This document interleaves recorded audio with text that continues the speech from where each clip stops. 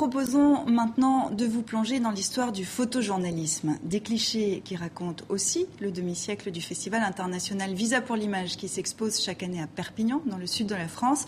Jean-François Leroy, merci d'avoir accepté notre invitation. Vous êtes l'organisateur du festival, vous êtes journaliste, vous êtes passionné de photographie et vous organisez une exposition à Paris où vous proposez une partie de votre collection. Alors collection, c'est un mot que vous n'aimez pas beaucoup, vous parlez plutôt d'un joyeux fatras. Non, c'est-à-dire que j'adore le principe même de collection, sauf que moi je ne suis pas collectionneur, parce qu'un collectionneur il cherche, il trouve, il attend, il espère.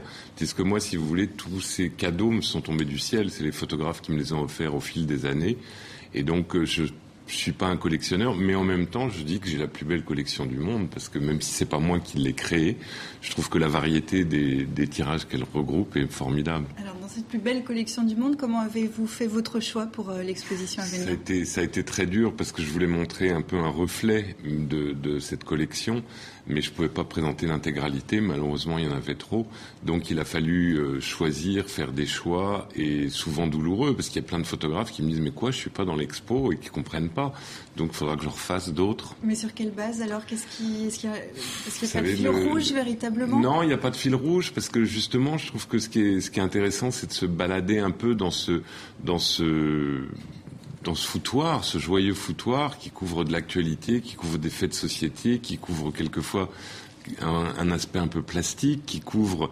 c'est ça qui m'intéresse, c'est que le spectateur vienne se balader, voit un peu un reflet de la photo depuis 25 ou 50 ans, parce qu'il y a des photos qui datent d'il y a plus de 25 ans, mais en même temps se retrouve comme ça dans une espèce de bain photographique qui est super émouvant, intéressant, rigolo. Enfin, Et alors, il y a une photo, et d'ailleurs le titre de l'exposition est tiré là-dessus, il y a une photo qui n'est pas un cadeau que vous avez acheté, laquelle ?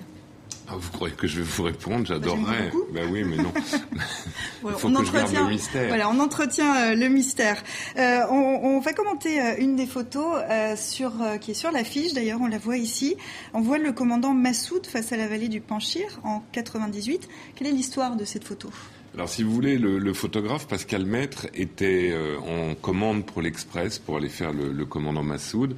Et à un moment, ils sont tous les deux assis sur la natte du commandant et le talkie-walkie commence à crachoter. Et il y a un des lieutenants de Massoud qui lui dit « On est pris en embuscade, on est pris en embuscade ».